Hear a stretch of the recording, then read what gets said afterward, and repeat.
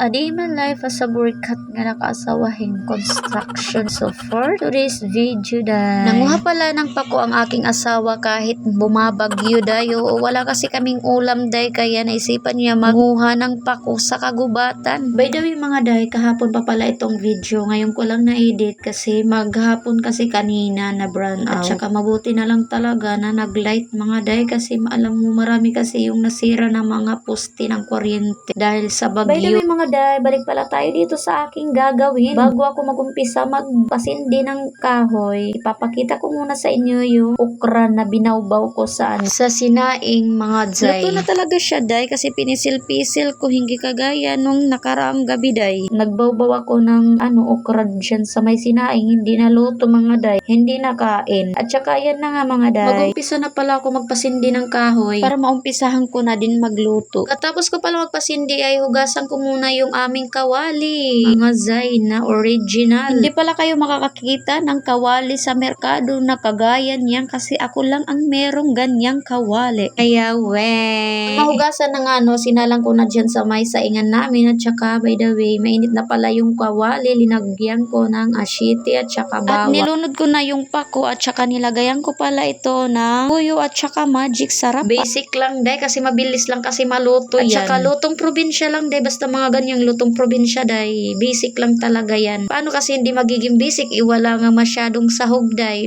wala nga sibuyas day. Pero kahit walang masyadong sahog mga day, masarap naman kasi linalagyan ko yan ng magic sarap o sinayawan ko nga diba? Para mas lalong sumarap day. Lumipas ang ilang minuto mga day, luto na pala ang aking pako. Walang katawan day, pako lang muna kasi yan kasi yung hindi nabibili day. Ipag lang talaga yung gagawin mo dyan kasi pupunta ka lang ng kagubatan at pipitasin mo lang. May ulam na kayo day, sold na day yung budget mo day kasi alam ko naman wala ka pang at sinandok ko na pala din yung okra. Habang nga ako nagsasandok dyan ng okra day, natakam na talaga ako. At pagkatapos nagsandok na din po ako ng kanin. Nang makasandok na nga ako ng kanin, nagprepare na talaga ako dyan sa lamesa at saka sinandokan ko na din yung mga anak ko sa kanilang kanya-kanyang plato mga day. Habang nga sinasandukan ko sila mga day, nag-aagawan kami ng okra ng aking panganay kasi favorite din niya pala yung okra day. Yung akala ko ako lang yung may gusto sa okra. Hindi niya kasi sinabi nga gusto niya pala ito, kaya hindi ko naubos. Ilagay sa ibabaw ng sinaing. At saka paano ba yan mga day, hanggang dito na lang ang video na ito kasi matatapos na pala. See you to my next vlog. Huwag kalimutang pindutin ang arrow. Salamat.